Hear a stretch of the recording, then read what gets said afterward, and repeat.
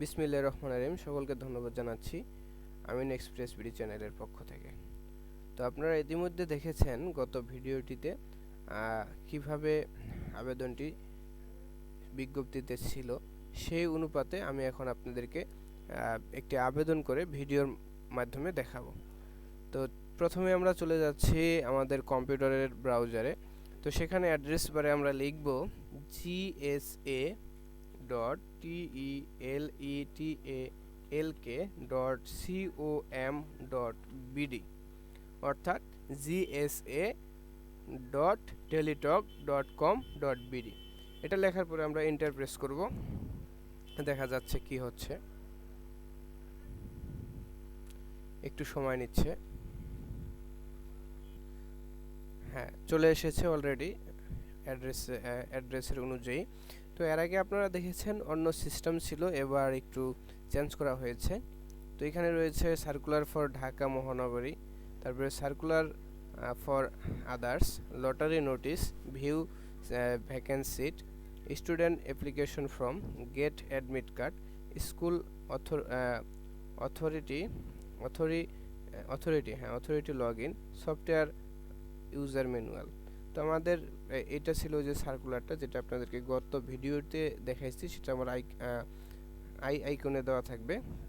এখন আমরা কি করব, আমরা আবেদন করব। তাহলে আমাদের দরকার হচ্ছে এইটা, অর্থাৎ স্টুডেন্ট অ্যাপ্লিকেশন ফর্ম। আমরা এখানে ক্লিক করার সাথে সাথে স্টুডেন্ট অ্যাপ্লিকেশন ফর্ম নামে একটি অপশন চলে এসেছে।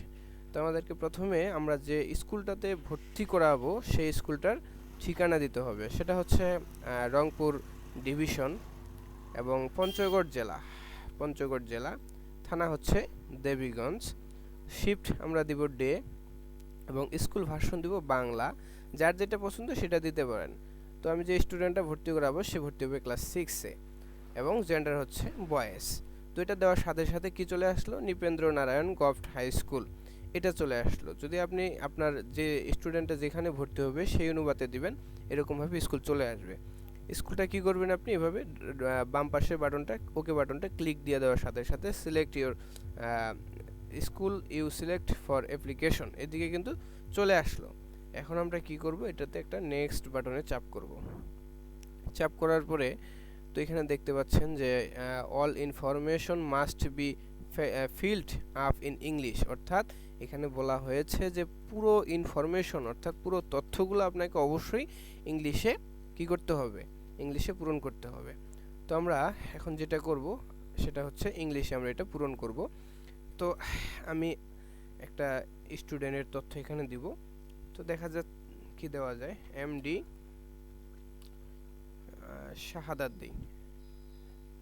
শাহাদাত হোসাইন, তার বাবার নাম হচ্ছে এমডি মুরাদ হোসাইন, তার মাদার নাম হচ্ছে এমএসটি মরিয়াম বেগম, তার গার্ডিয়ান নাম হচ্ছে তার বাবার নামটাই গার্ডিয়ান, এখানে আমি কপি করে দিব। আর রিলিজিয়ন অর্থাৎ ধর্ম হচ্ছে ইসলাম। তার হ্যাজ শিবলিং, এটা অনেকেই বুঝেন না, এটা হচ্ছে তার কোনো ভাই ব্রাদার অর্থাৎ ভাই বোন যদি ওই স্কুলটাতে পড়ে তাহলে সেটা ইয়েস হবে, আর যদি না পড়ে তাহলে নো হবে। প্রিভিয়াস ক্লাস, সে কোন ক্লাস পর্যন্ত পড়েছে, ক্লাস 5 পর্যন্ত। তার স্কুলের নাম কি, এখানে আমরা দিব যে Tepriganj govt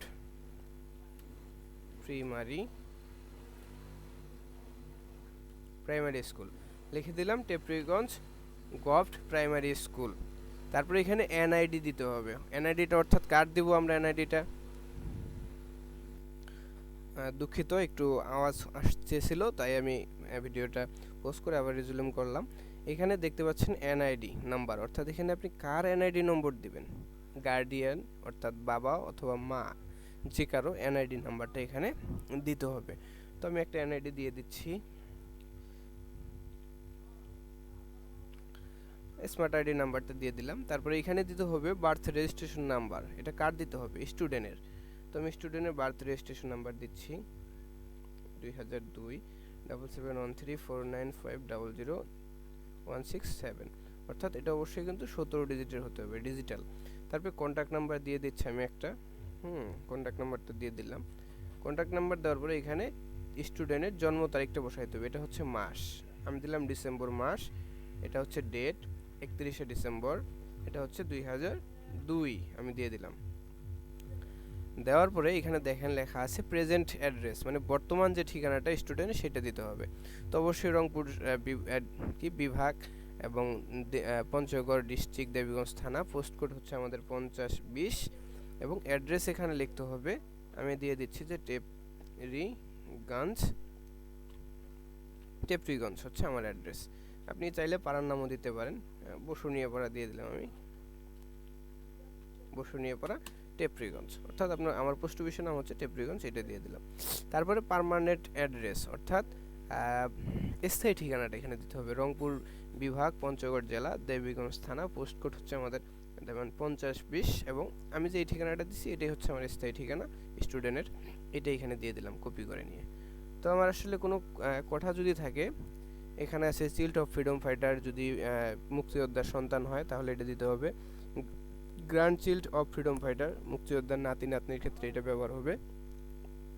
child of employee of ministry of education, অর্থাৎ শিক্ষা মন্ত্রণালয়ের যদি কারো এই কোটাটা শিক্ষার যে শিক্ষাতে সরকারি খাতে চাকরি করে তাদের ক্ষেত্রে ব্যবহৃত হবে। এবং gov high school of respective station, এই কোটাটা আসলে হচ্ছে যারা হাই স্কুলের শিক্ষক সেই ক্ষেত্রে এই কোটাটা এখানে ধরবে।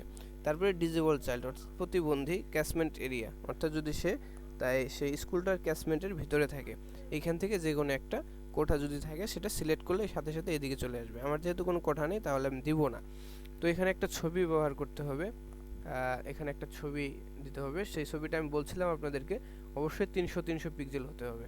তো আমি এই ছবিটা নিচ্ছি, ধরেন এটাই আমার স্টুডেন্ট, বয়সটা একটু বেশি হয়ে যাচ্ছে তাই না, এই বাচ্চার ছবিটা নিই। দেখেন ছবিটা এখানে ওরা কিন্তু লিখে দিচ্ছে যে applicant photos colour photo JPG format এবং 300x300 পিক্সেল, এর বেশি হলে কিন্তু এটা নিবে না। এখন আমাকে এখানে দেখতে বলছে, এখানে লেখাটার মিনিং হচ্ছে যে আপনি সেফ ইনফরমেশন দেওয়ার আগে আপনার তথ্যগুলো সঠিকভাবে যাচাই করে নিন। এই তথ্যগুলো সম্পূর্ণরূপে আমাকে দেখে নিতে হবে আবার, যে কোনো ভুল থাকলো কিনা এটা দেখে নিয়ে আমার যেহেতু ইনফরমেশন সকল ঠিক আছে, আপনারা ইনফরমেশন দেখে নেবেন, তারপরে সেফ ইনফরমেশন বাটনে ক্লিক করে দিবেন। আমি সেফ ইনফরমেশন বাটনে ক্লিক করে দিলাম।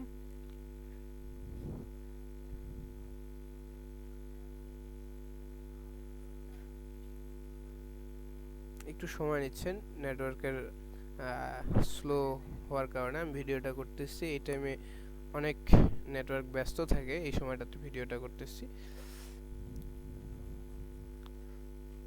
সবকিছু ঠিকঠাক,